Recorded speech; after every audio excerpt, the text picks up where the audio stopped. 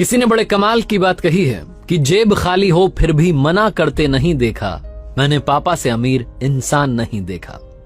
नमस्ते दोस्तों, मेरा नाम है आरजे कार्तिक। माँ की ममता पर, मम्मी के प्यार पर काफी कुछ लिखा गया, लेकिन पापा के बारे में लिखने वाले बड़े कम हैं। फादर का इंपॉर्टेंस क्या है, पापा का महत्व क्या है, उस पर एक छोटी सी कहानी है, बहुत इंटरेस्टिंग कहानी है।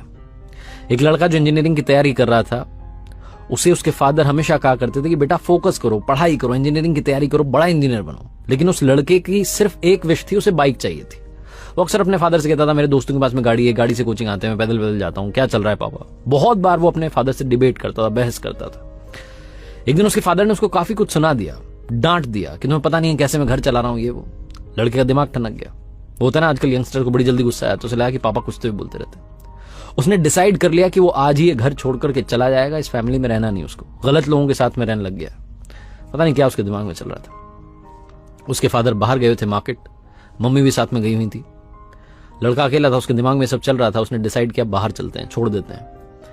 तभी उसने देखा कि फादर जो थे वो पर्स ले जाना भूल गए थे। उनका जो पर्स था वो टेबल पर रखा था। उसने कहा बस पैसे भी तो चाहिए, लेकर के चलते हैं, बहुत माल छुपा रखा है। उसने वो पर्स अपनी जेब में रखा और जल्दबाजी में पापा के जूते पहन लिए और जूते पहन के निकल पड़ा। थोड़ा आगे गया तो समझ में आया कि पापा के जूते पहना है। गुस्से में था, वो जूते वहीं खोले, नंगे पैर चलने लगा। पैर में कांटा चुभ गया, तब भी चले जा रहा था, बड़बड़ा रहा था, मेरे पापा ऐसे वैसे बेकार आदमी, ये है वो है। घर पे मुझे एक मेरी विश थी, वो भी कंप्लीट नहीं कर पा रहे। बहुत कुछ सोच रहा था।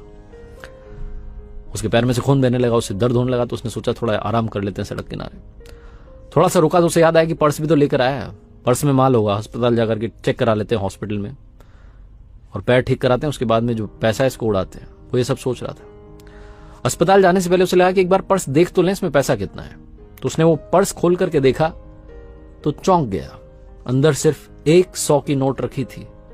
पर्स वैसे तो बड़ा मोटा दिख रहा था, लेकिन अंदर कागज ही कागज रखे थे।